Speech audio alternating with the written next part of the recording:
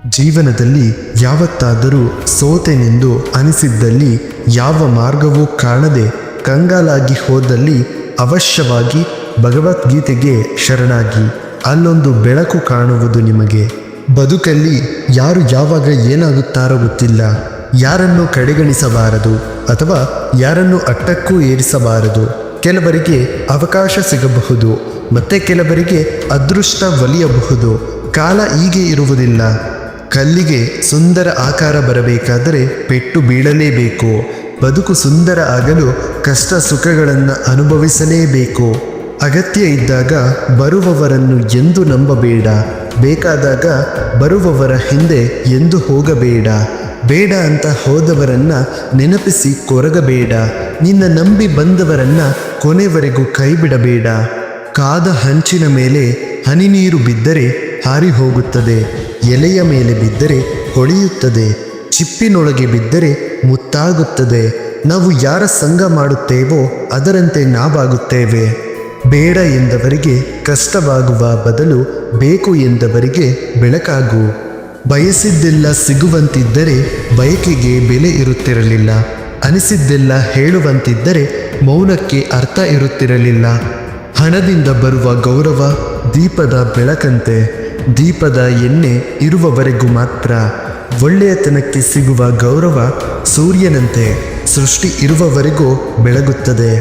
ಮಾತಿಗೆ ಮನೆಯನ್ನು ಕಟ್ಟಿ ಬೆಳಗಿಸುವ ಮತ್ತು ಮನೆಯನ್ನು ಸುಟ್ಟು ಬೂದಿ ಮಾಡುವಂತಹ ಎರಡು ಶಕ್ತಿಗಳಿವೆ. ಕಡಲಲ್ಲಿ 1000 ಮುತ್ತುಗಳು ಸಿಗಬಹುದು, ಆದರೆ ಜೀವನದಲ್ಲಿ ಸಿಗುವುದು 2 ಮುತ್ತುಗಳು, ಪ್ರೀತಿ ಮತ್ತು ಸ್ನೇಹ. ಇದರಲ್ಲಿ ಯಾವುದನ್ನು ಕಳೆದುಕೊಂಡರೂ ಮನಸ್ಸಿಗೆ ಘಾಸಿಯಾಗುತ್ತದೆ. ಈ ಪ್ರೀತಿ ಸ್ನೇಹ ನಿರಂತರವಾಗಿ ಇರಲಿ. ಮನುಷ್ಯನು ಮುಹೂರ್ತ ಇಲ್ಲದೆ ಹುಟ್ಟುತ್ತಾನೆ ಮತ್ತು ಮುಹೂರ್ತ ಇಲ್ಲದೆ ಸಾಯುತ್ತಾನೆ. ಆದರೂ ಕೂಡ ಜೀವನ ಪರ್ಯಂತ ಶುಭ ಮುಹೂರ್ತದ ಹಿಂದೆ ಓಡುತ್ತಾ ಇರುತ್ತಾನೆ. ಎಲ್ಲರ ಮುಂದೆ ಸಣ್ಣವನಾಗಿ ಬದುಕಲು ಕಲಿ. ದೊಡ್ಡಸ್ತಿಕೆಯ ಪ್ರದರ್ಶನ ಬೇಡ. ಪ್ರಾಮಾಣಿಕತೆಯಿಂದ ದೂರ ಸರಿಯಬೇಡ. ಇದ್ದದ್ದನ್ನು ಇದೆ ಎಂದು ತೋರಿಸಲು ಹೋಗಬೇಡ. ಜೇನುಹುಳ ಕೂಡಿಟ್ಟ ತುಪ್ಪ, ಜಿಪುಣ ಕೂಡಿಟ್ಟ ಹಣ ಈ ಎರಡೂ ಒಂದೇ.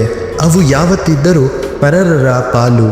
ಜೀವನಕ್ಕೆ ಹಣ ಮುಖ್ಯವೇ ಹೊರತು ಹಣವೇ ಜೀವನವಾಗಬಾರದು. ನಿಮ್ಮ ಕರ್ತವ್ಯದಿಂದ ದೂರ ಓಡಬೇಡಿ. ಅದರ ಪರಿಣಾಮ ಒಳ್ಳೆಯದಾಗಿರದಿದ್ದರೂ ಸಹ ಅದನ್ನು ಪೂರ್ಣಗೊಳಿಸಿ. ನಿಮ್ಮ ಕರ್ತವ್ಯವನ್ನು ನೀವು ಪ್ರಾಮಾಣಿಕವಾಗಿ ಮಾಡಿ. ಫಲಿತಾಂಶವನ್ನು ಭಗವಂತನಿಗೆ ಬಿಟ್ಟು ಬಿಡಿ. ಕೇವಲ ನಿಮ್ಮ ಕರ್ಮ ನಿಮ್ಮ ಕೈಯಲ್ಲಿದೆ, ಫಲ ನಿಮ್ಮ ಕೈಯಲ್ಲಿಲ್ಲ. ನಮ್ಮ ಬದುಕೆ ಒಂದು ಹೋರಾಟ. ಈ ಹೋರಾಟದಲ್ಲಿ ನಾವು ಮಾಡುವ ಕಾರ್ಯವನ್ನು ನಾವು ಪ್ರಾಮಾಣಿಕವಾಗಿ ಮಾಡಬೇಕು. ಏನು ಆಗಬೇಕು ಅದು ಆಗೇ ತೀರುತ್ತದೆ. ಅದನ್ನು ತಡೆಯಲು ನಮ್ಮಿಂದ ಖಂಡಿತ ಸಾಧ್ಯವಿಲ್ಲ. ಅವರವರು ಮಾಡಿದ್ದು ಅವರೇ ಅನುಭವಿಸುತ್ತಾರೆ. ಅದು ಒಳಿತಾಗಲಿ ಕೆಡುಕಾಗಲಿ. ನಾವು ಯಾರಿಗೂ ಏನನ್ನು ಬಗೆಯದೆ ಸುಮ್ಮನೆ ಇದ್ದು ಕಾದು ನೋಡಬೇಕಷ್ಟೇ. ಹಣ ಮನುಷ್ಯನನ್ನು ಬದಲಿಸುವುದಿಲ್ಲ. ಮನುಷ್ಯನ ನಿಜ ಸ್ವರೂಪವನ್ನು ಹೊರಗೆ ಹಾಕುತ್ತದೆ. ಎಲ್ಲಿಯ ತನಕ ನಂಬಿಕೆ ಎಂಬ ಆಯಸ್ಸು ಗಟ್ಟಿಯಾಗಿರುತ್ತೋ ಅಲ್ಲಿಯವರೆಗೂ ಸ್ನೇಹ ಸಂಬಂಧಗಳಿಗೆ ಸಾವಿಲ್ಲ. ಕೊನೆಯಿರದ ಸ್ನೇಹ ನಮ್ಮದಾಗಲಿ. ಸಂಭ್ರಮದ ಸಮಯದಲ್ಲಿ ಕಣ್ಣೀರು ಹಾಕಬೇಡ. ದುಃಖದ ಸಮಯದಲ್ಲಿ ನಗಬೇಡ.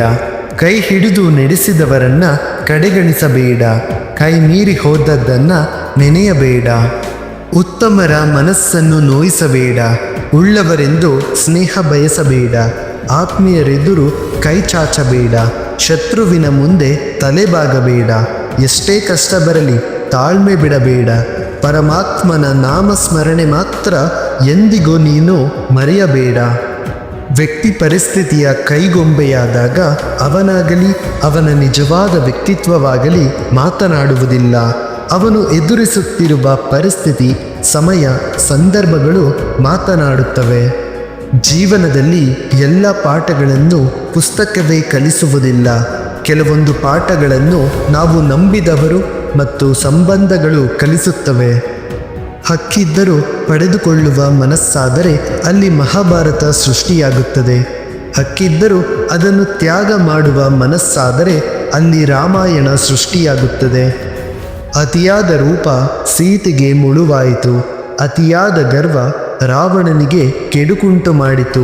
ಆದುದರಿಂದ ಯಾವುದೂ ಕೂಡ ಅತಿಯಾಗಬಾರದು. ದುಃಖದಲ್ಲಿದ್ದಾಗ ಕರೆಯದೆ ಹೋಗಬೇಕು. ಸಂತೋಷಕ್ಕೆ ಕರೆದರೆ ಮಾತ್ರ ಹೋಗಬೇಕು. ಕಷ್ಟಕ್ಕೆ ಕೇಳದೆ ಕೊಡಬೇಕು. ಇಷ್ಟಕ್ಕೆ ಕೇಳಿದರಷ್ಟೇ ಕೊಡಬೇಕು. ಇದೆ ಎಂದು ತೋರಿಸಬಾರದು, ಇಲ್ಲವೆಂದು ಸಾರಲೂಬಾರದು. ಇದ್ದು ಇಲ್ಲದಂತೆ ಇರಬೇಕು, ಸತ್ತರೂ ಬದುಕಿದಂತಿರಬೇಕು. ಯಾವಾಗ ಮನುಷ್ಯನು ತಾನು ಮಾಡಿದ ಕರ್ಮಫಲಗಳನ್ನು ಇದೇ ಜನ್ಮದಲ್ಲಿ ಅಥವಾ ಮುಂದಿನ ಜನ್ಮದಲ್ಲಿ ಅನುಭವಿಸಬೇಕಾಗುತ್ತದೆ ಎಂಬ ಜ್ಞಾನವನ್ನು ಅರಿತುಕೊಳ್ಳುತ್ತಾನೋ ಆಗ ಇಡೀ ಜಗತ್ತು ಬದಲಾವಣೆಯತ್ತ ಸಾಗಿಬಿಡುತ್ತದೆ. ದುಃಖದ ದಿನಗಳು ಉರುಳಿ ಹೋಗುವುವು. ಇಂದು ಯಾರು ನಿನ್ನನ್ನು ನೋಡಿ ನಗುವರೋ ಅವರೇ ನಾಳೆ ನೆಟ್ಟ ಕಣ್ಣಿನಿಂದ ನೋಡುತ್ತಲಿರುವರು. ಕೆಲವೊಂದು ಆಸೆಗಳನ್ನು ತ್ಯಾಗ ಮಾಡು. ಹೊಸದೊಂದನ್ನು ಪಡೆಯಲು ರಾಮನು ಕೂಡ ಬಹಳಷ್ಟು ಕಳೆದುಕೊಂಡ ಮೇಲೆ ಶ್ರೀರಾಮನಾದ. ಹಿಂಡಿದ ಹಾಲು ತಕ್ಷಣವೇ ಮೊಸರಾಗದಂತೆ ಇಂದು ಮಾಡಿದ ಪಾಪ ಕೃತ್ಯಗಳ ಫಲ ತಕ್ಷಣ ಅನುಭವಕ್ಕೆ ಬರದಿರಬಹುದು. ಅದು ಬೂದಿ ಮುಚ್ಚಿದ ಕೆಂಡದಂತೆ ಸಮಯವನ್ನು ನೋಡಿ ಸರಿಯಾಗಿ ಸುಡುತ್ತದೆ. ನಮ್ಮನ್ನು ಇಷ್ಟಪಡುವವರು ನಮ್ಮಲ್ಲಿ 1000 ತಪ್ಪುಗಳು ಕಂಡರೂ ಕೈ ಹಿಡಿದು ತಿದ್ದಲು ಬಯಸುತ್ತಾರೆ. ಆದರೆ ನಮ್ಮನ್ನು ಇಷ್ಟಪಡದಿರುವವರು ನಮ್ಮಲ್ಲಿ 1000 ಒಳ್ಳೆಯ ಗುಣಗಳು ಅಡಗಿದ್ದರೂ ಕೂಡ ಒಂದೇ ಒಂದು ತಪ್ಪನ್ನು ಕಂಡುಹಿಡಿಯುತ್ತಾರೆ. ಜೀವನದಲ್ಲಿ ಏನು ಮಾಡಬೇಕೆಂಬುದನ್ನು ರಾಮಾಯಣ ಹೇಳಿಕೊಡುತ್ತದೆ. ಜೀವನದಲ್ಲಿ ಏನು ಮಾಡಬಾರದೆಂಬುದನ್ನು ಮಹಾಭಾರತ ಹೇಳಿಕೊಡುತ್ತದೆ. ಜೀವನದಲ್ಲಿ ಹೇಗೆ ಬದುಕಬೇಕೆಂಬುದನ್ನು ಭಗವದ್ಗೀತೆ ಹೇಳಿಕೊಡುತ್ತದೆ. ಮೂರ್ಖನನ್ನು ಎಂದಿಗೂ ತಿದ್ದೋಕೆ ಹೋಗಬೇಡಿ. ಮೂರ್ಖನನ್ನು ತಿದ್ದಲು ಹೋದರೆ ಅವನು ನಿಮ್ಮನ್ನು ದ್ವೇಷಿಸುತ್ತಾನೆ. ಅದೇ ಒಬ್ಬ ಬುದ್ಧಿವಂತ ತಪ್ಪು ಮಾಡಿದಾಗ ತಿದ್ದಿದರೆ ಅವನು ನಿಮ್ಮನ್ನು ಪ್ರಶಂಸಿಸುತ್ತಾನೆ. ಎಲ್ಲ ಹೇಳುತ್ತಾರೆ ಮನುಷ್ಯ ಖಾಲಿ ಕೈಯಲ್ಲಿ ಬರುತ್ತಾನೆ, ಖಾಲಿ ಕೈಯಲ್ಲಿ ಹೋಗುತ್ತಾನೆ ಎಂದು. ಆದರೆ ಮನುಷ್ಯ ಬರುವಾಗ ಭಾಗ್ಯದ ಜೊತೆಗೆ ಬರುತ್ತಾನೆ, ಹೋಗುವಾಗ ಕರ್ಮದ ಫಲ ಕೊಂಡು ಹೋಗುತ್ತಾನೆ. ತೊಂದರೆ ಬಂದಾಗ ಪ್ರಾಮಾಣಿಕವಾಗಿರಿ, ಹಣ ಬಂದಾಗ ಸರಳವಾಗಿರಿ, ಅಧಿಕಾರ ಸಿಕ್ಕಾಗ ವಿನಯದಿಂದಿರಿ ಮತ್ತು ಕೋಪಗೊಂಡಾಗ ಶಾಂತರಾಗಿರಿ. ಇದನ್ನೇ ಜೀವನ ನಿರ್ವಹಣೆ ಎನ್ನುತ್ತಾರೆ. ಯಾವುದೇ ವ್ಯಕ್ತಿಗಾಗಲಿ ಸಂಪತ್ತು ಇಲ್ಲದಿದ್ದರೂ ಪರವಾಗಿಲ್ಲ, ಸಂಸ್ಕಾರವಿದ್ದರೆ ಜೀವನ ತೃಪ್ತಿದಾಯಕವಾಗಿರುತ್ತದೆ. ಅದೇ ಸಂಪತ್ತು ಇದ್ದು ಸಂಸ್ಕಾರ ಇಲ್ಲದಿದ್ದರೆ ಅವನ ಜೀವನದಲ್ಲಿ ತನ್ನನ್ನು ಬಿಟ್ಟು ಮತ್ಯಾರೂ ಇರುವುದಿಲ್ಲ. ಅದಕ್ಕೆ ಸಂಪತ್ತಿನೊಂದಿಗೆ ಸಂಸ್ಕಾರವೂ ಕೂಡ ಇರಬೇಕು. ಫ್ರೆಂಡ್ಸ್, ನಿಮಗೆ ಒಂದು ವಿಡಿಯೋ ಇಷ್ಟವಾಯಿತು ಅಂದರೆ ದಯವಿಟ್ಟು ನಮ್ಮೊಂದು ಚಾನಲ್ಗೆ ಸಬ್ಸ್ಕ್ರೈಬ್ ಮಾಡ್ಕೊಳ್ಳಿ ಮತ್ತು ಲೈಕ್ ಮಾಡಿ, ಶೇರ್ ಮಾಡಿ, ಕಾಮೆಂಟ್ ಮಾಡಿ. ಮತ್ತೆ ಸಿಗೋಣ ಮುಂದಿನ ವಿಡಿಯೋದಲ್ಲಿ. ಧನ್ಯವಾದಗಳು.